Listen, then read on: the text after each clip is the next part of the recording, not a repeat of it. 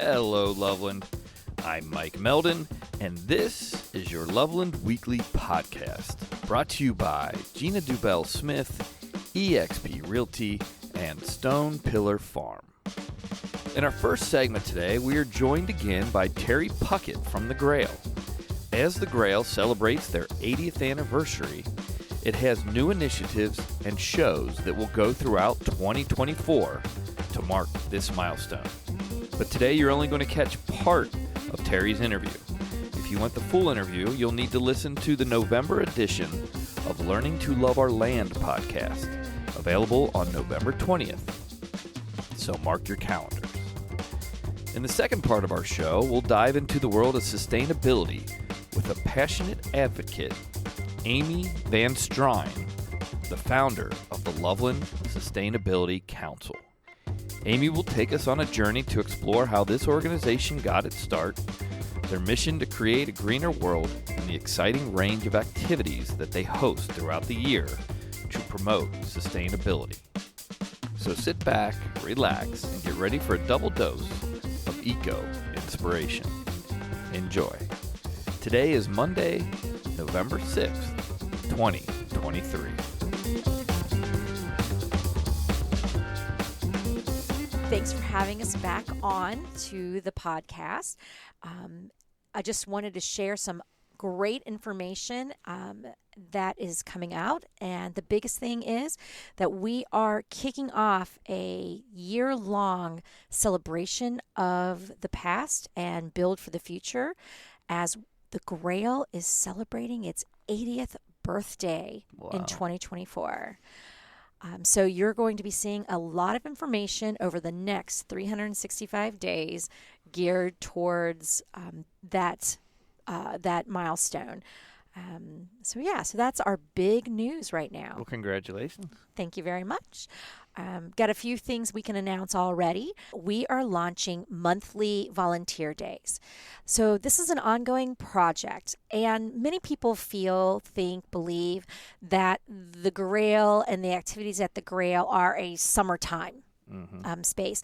And what most people don't know is that so much of what we do on the land is year-round.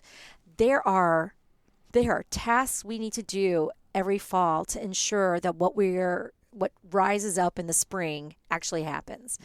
Right. There are activities in the fall and winter that are best performed then. I will tell you, our summer crew worked very hard at removing calorie pear trees and bushes in the summer. That would have been a lot easier to remove in the winter when there are no leaves. Right. So we're launching in this time of cold the monthly volunteer days that will be promoted on our social media, that we are welcoming individuals, families, groups, business teams to take part in. Each month will have a targeted activity, but that may change a little bit. November 4th was our first, and that focus was on calorie pear tree removal. Upcoming volunteer activities could include, we have to do some work around the agroforest, mulching those baby trees to help them grow, some other activities. So there is a lot that happens, and we would love to have folks come out and be active in the space. Another really weird point about winter activities that I did not know before a couple of years ago is that birds are the most active in the winter. Wow. And now is the right time for bird watching. Huh.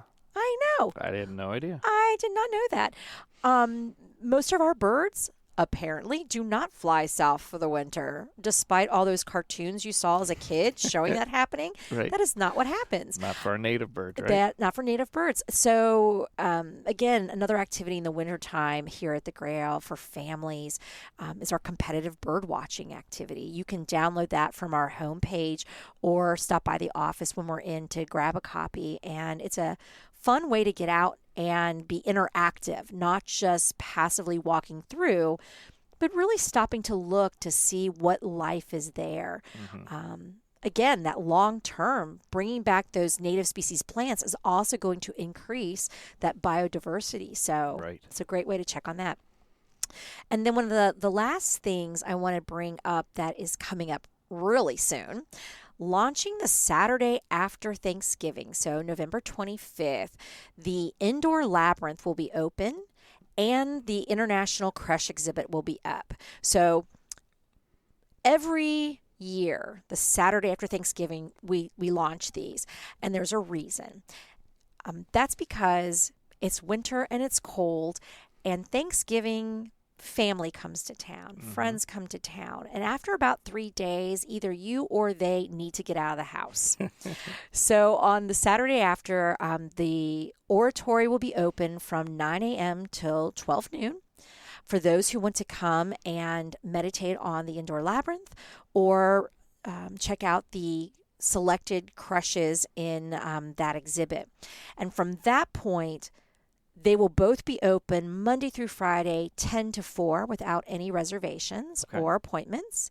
Times outside of that can be by appointment, or watch our social media, because as we get volunteers who are available, we will do pop-up hours. So there might be a pop-up hour on a Sunday from noon to 2.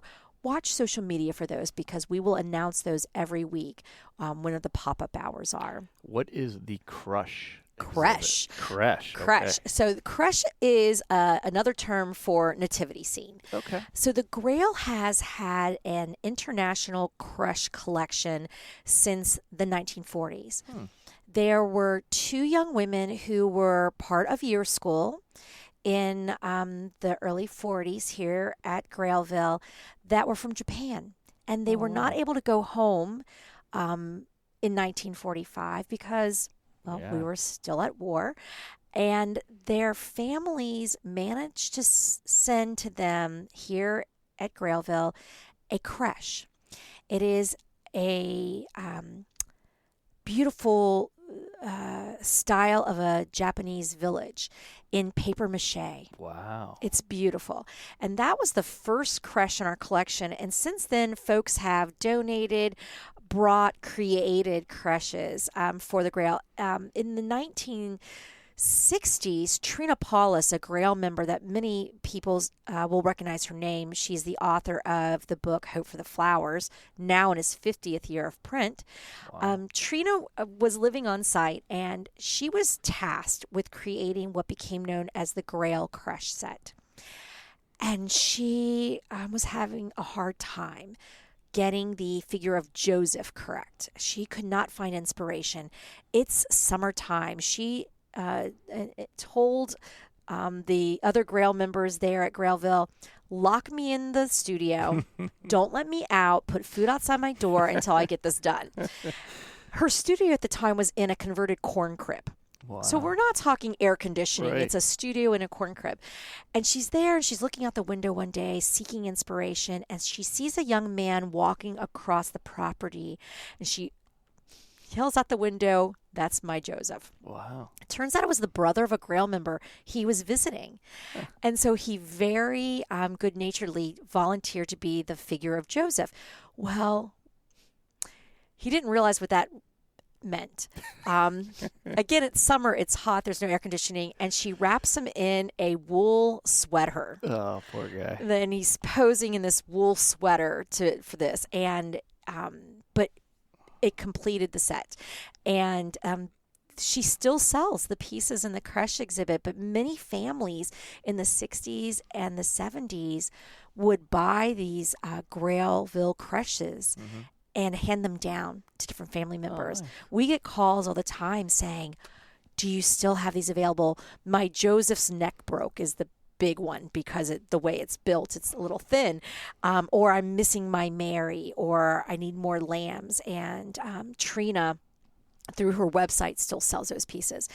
But we have a collection of crushes now that is about 150 from all over the world. And so each year we pick a selection of them and we put them on display so folks can come out and take a look at those. And those dates again are? Start November 25th. The creches will be up through the first couple weeks of January. Okay. The indoor labyrinth, which is a charter style labyrinth, painted canvas on the floor of the oratory, will be up through February. Okay. So both of those are available for individuals, families, and groups to come out free of charge. For those who haven't had a chance to come out and see our current art exhibit, which is the Women Embroiderers of Colemine, that exhibit is up through November 10th. So you still have a few days to come out. Come in through the week between 10 and 4, or give us a call or send us an email if you would love to come up, but it's outside those hours. We are happy to make that happen. We were blessed that the current embroiderers in Colemine sent several pieces over for the exhibit, and they are for sale. So come check that out. Nice. And if they want to purchase them, do they just speak to you? Yes, they just contact the office. So our phone number, for those who don't know, 513-683-2340. And the email is info@grail-us.org. And now let's hear from Amy from the Loveland Sustainability Council. I'm Amy Van Strien, and I am part of Loveland Sustainability Council. We have been around since 2015.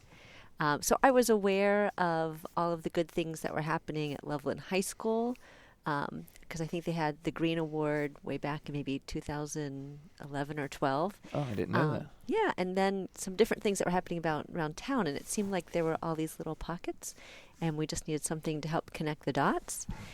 So I just put a little message in the Loveland Herald and said, if anybody is interested in helping to be part of an organization to, encourage recycling and promote sustainable opportunities, let me know, reach out. And we got 0 responses. I know how that feels. So I was like, it's like anything. You have to make some personal connections. Right. Yeah, so I reached out to, you know what, I'm blanking on her name. The lady, Donna Bednar. Oh, right. Yeah, She was with the beautification committee for a while too, correct? Yeah, so I reached out to Donna Bednar because she had just received the Green Award from the chamber. Okay. And I said, hey, I saw that award, wondered if you'd like to connect and see if we can promote these things and get more momentum. She said, absolutely. And I have a friend, Teresa Cummins, who had done a lot with sustainability at St. Columban. Okay. And I have another friend who is a science teacher, Kristen Andrews, and then I had a friend at the high school, Tracy Burge, because I worked at the high school for a while. And what year was this, Brown? That was 2015. Okay. Yeah, so we got together. We got together people from the city, people from the school, and then some of the like the farmers market and some local things, and talked about our vision and our mission, and came around to we really want to be there to encourage recycling, reduce waste, and promote sustainable practices in Loveland. And from there, we started to pull in people that we knew. So it was really if somebody had a contact or a friend who they were interested in. And the first thing we did was like an expo for I bet it was Earth Day 2000. I don't know if it was 15 or 16. It was 2015. And that was great. We Tracy Burge, who was at the high school at the time, got her students involved. They recruited a ton of people, and we had a bunch of booths, and we showed a movie about a family it was a couple who decided to see how little waste they could create in a year. Oh, very cool. So it was I can't remember the name of it, but it was really cool. And from there, we started to gather some momentum and get some more people. And now we have about 6 or 7 things that we do year round. Is your initial goal education and spreading the word, or is it more about the actual collection? Well, both. Okay. So we the farmers market has invited us to the education booth once a month. Right. So we usually reach out to some type of sustainable practice and ask them if they'd like to come and share that space with us. And so we promote it that way. We get a lot of email questions, and we have one member who's super good at researching. Like if somebody says, I want to find a place to recycle a toilet seat, she will find it. That's awesome. It's amazing. I'm sometimes amazed by some of the questions we get, but Jane always seems to find somebody or some place that will take whatever item somebody is looking for. So we do get a lot of that as well. We have helped when there have been questions about the Water Conservancy. Mm-hmm. So we did some research on that and went to some of those meetings. And right now there's some questions about the Hefty program that Rumpke's coming out with. I just saw a post on that today for the first time. So I don't know what that is. Well, we're doing some research on it right now. So that's another example. Because the Sierra Club is not... What I read was an article where the Sierra Club was concerned about it. Okay. So don't want to promote something if we don't really know what the end product is. So that's another piece. Usually we try to vet the places where we take things, where people take things, to make sure that the end product is a result that's positive for the earth. Good. Yeah. Because there is more and more news leaking out that it's not always, we think we're doing good with our plastics and this and that, and then it's not going to a good spot, ends up back in the oceans or in a poor country just having to deal with it. Yeah.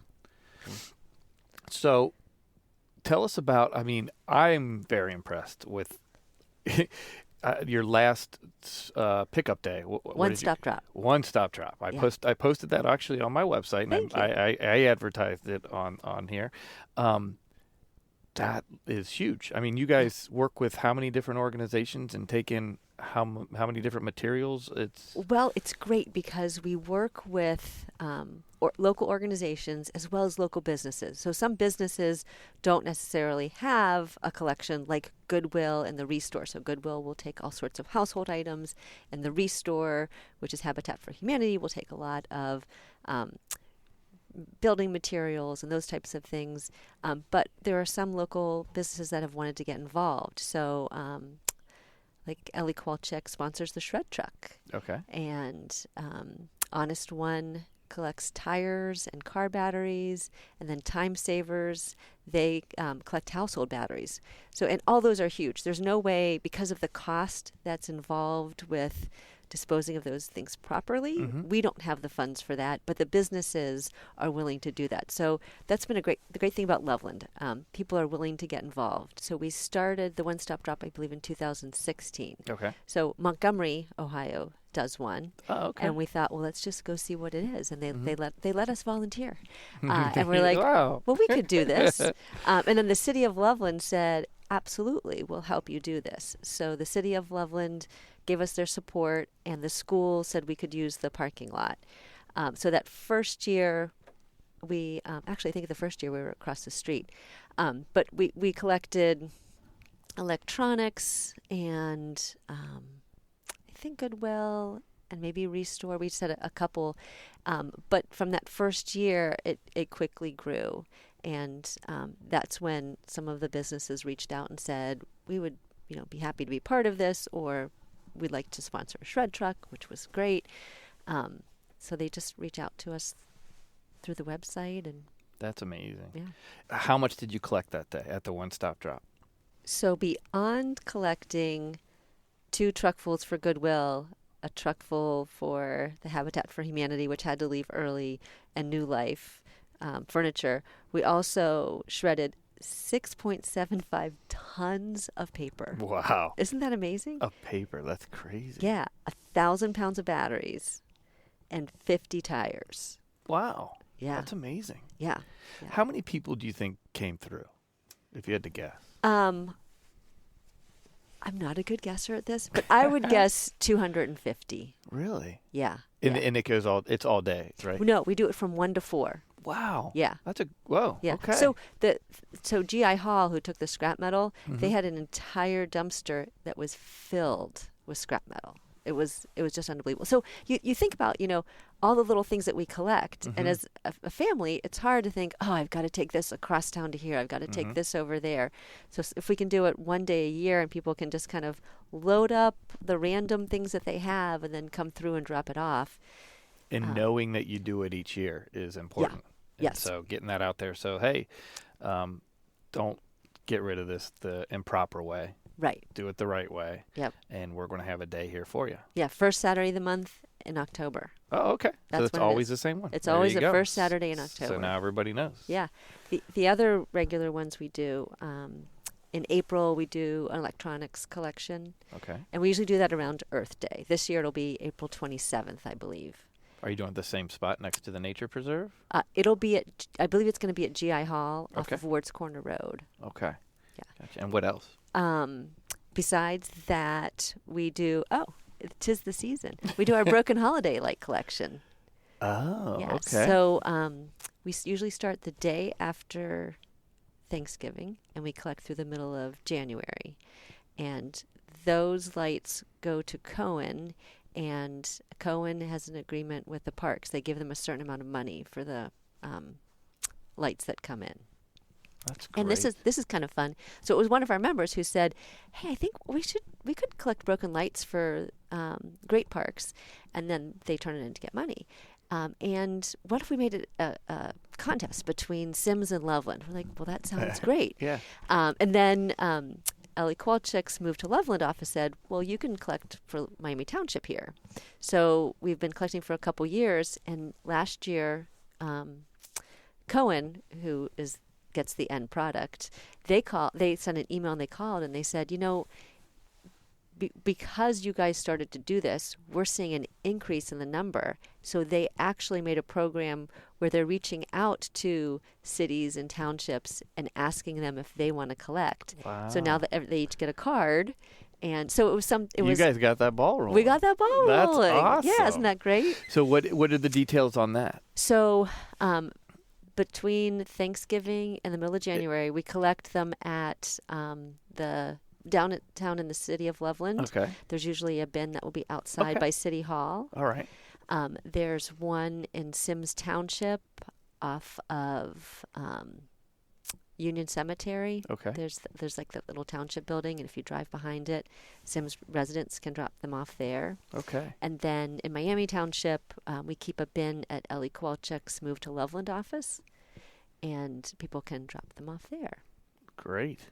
Yeah. One of the cool things about, I run the nonprofit Love Our Land, and it seems like both of our organizations, you can see the difference, that you're making. There's a lot, don't get me wrong, I love all nonprofits. That's why I get most of them on this podcast.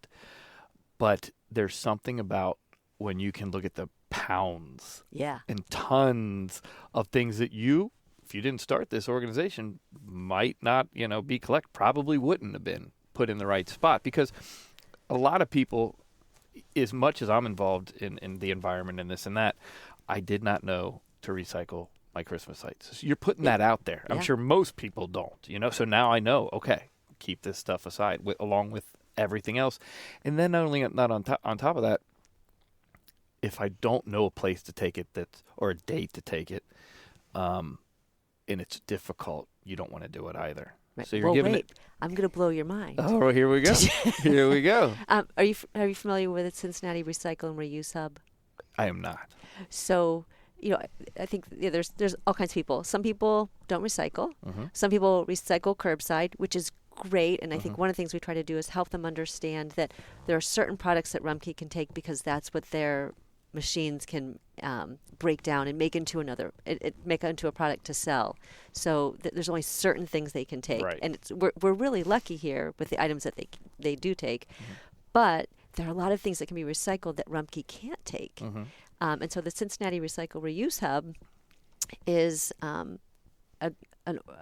organization that's downtown Cincinnati. And there were people in our area who were saving things like, it's crazy what they take. They take you know, socks with holes, styrofoam. They take every number of plastic, 1 through 7. Toothpaste tubes, the packaging from contacts. What? Plastic silverware, gift cards. It's amazing how many vendors they have, and it's all one spot down there. But because people were recycling and trying to collect it in our area and then take it down, and that's another footprint, trying to take people single trips down there. Sure. So we worked with Jody Lease at Sims Township, and we collect on the first Saturday of the month from 10 to 12. We collect any item that the Cincinnati Recycle Reuse Hub takes for free. Wow. We can't take anything that takes fees, Sure. but anything they take for free, we collect there at the Sim Safety Center on Weekly Lane. Okay, and you're going to give me all that information so I can put it on the website for people, correct? Yeah. And we'll send them to your website too. Yeah. So if they were to bring you, though, I'm thinking of a toothpaste tube and some socks and whatever. How do they bring it? Do they put it all together in a... This is so it needs to be sorted. Okay, right. And what I find is most people have an organization system that they start at home. So Okay. and people have sent their pictures in. So sometimes it's like an old cubby thing from where they kept toys, and now they have little bins in it. In my basement, I have a bookshelf with different bins on it, and in the kitchen I just have a bag and I keep tossing things in there, and then I take it down and I sort it, so when I take it it's easier. And this month they just started taking number ones, which are all those clamshell containers. Some people don't realize that Rumpke can't take those clamshell containers. Like you talking about like a to-go box type thing? Is that like the things raspberries and blueberries come in, strawberries. Gotcha, those. All right, yeah. the plastic, okay. So all of those we're starting to take, so we're expecting a big influx That's this awesome. Saturday. One other thing that I didn't mention yet is we've worked with City of Loveland and Sims Township to do a hazardous waste collection for the residents who live in the City of Loveland and Sims Township. It costs money. Sure. And it can be pretty expensive to get rid of household waste, but we all have household waste, and we need a responsible way to get rid of it, whether it's an old fire extinguisher or Paint? Would paint count? We take latex paint at the one-stop drop, but we'll take the other types of paints and stains that we don't take. So the oil-based we would take at the hazardous waste collection. Okay. And chemicals that people use on their lawns. Right. We usually hear the previous owner left all this stuff, Sure. Right. which is great. So I think that covers all of the things that we're doing at this point. When is that? When is that going to be? We usually do that one in June, and we let the City of Loveland and Sims Township advertise that one. So it really, because everything else we do is free and open to anyone. But that they have to keep to their residents, so we let them advertise it. People might not realize this, but there's a whole list of the recycling rates in Cincinnati. And usually when we ask people, they're like, oh, yeah, we're probably near the top, and we are not. Really? In fact, our recycling rate when we started this in 2015 was 14%. But now we're at 20%. That's awesome. Yeah, so it's been a slow climb, but we're getting there. Who's leading? Well, I mean, I think there's a lot of organizations with a lot similar DNA, right? Like, I think it's things like Love Our Land, the Learning Garden. I think when people start to care about the environment, then they seek ways that they can do something, and that's when change comes about. What were you going to add? Actually, now I thought of two things. Okay, you go ahead. We have quarterly meetings. Okay. And I think it's the first Monday of February, the first Monday of June, the first Monday of August, and the first Monday of October. How many members approximately do you guys have on average? So it ranges like from event to event. We have about a dozen or 15 really dedicated people, but we probably have awesome. 20 to 30 people we send things out to. And they're ready to help when. Yep, and we're happy to add more people to the list. That's great. The other thing I was going to tell you was, it's been great. So we worked with Sims Township on the hub, but we also worked with the City of Loveland, realizing that some of the downtown businesses wanted to do more recycling, and they were having some difficulty getting their items to the recycling station. So the city has recycling for the downtown businesses, but getting things there was hard. For example, Montgomery Cyclery has these huge boxes that the bikes come in, and all that cardboard can be recycled. Sure. But to schlep that all the way over to where the recycling station was and cross West Loveland was a bit of a challenge. Sure. So we worked with the city, and we were able to write a grant to get these big blue carts.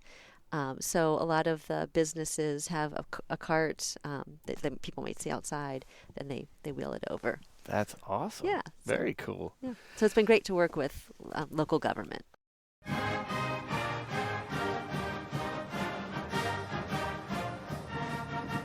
Hello, it's Elise Knapp-Schaefer back for another Loveland High School Weekly Update.